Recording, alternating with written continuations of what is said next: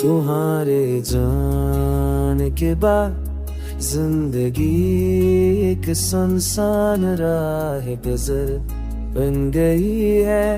हर दम तुम्हारी याद के साए में गुजरता है।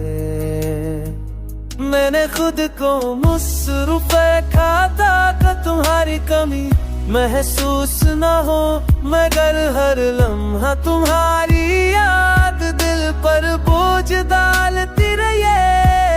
रातें अभी और अन तेरी मेरी है, और हर सुबह तुम्हारी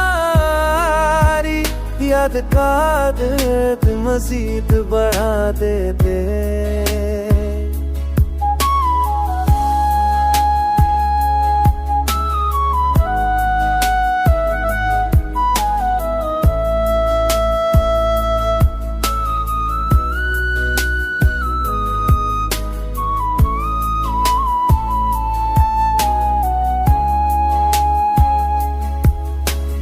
मैंने सोचा था कि वक्त सब कुछ ठीक कर देगा,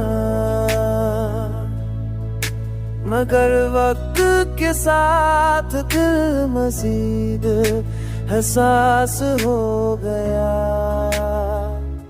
तुम्हारी मुस्कुराहट,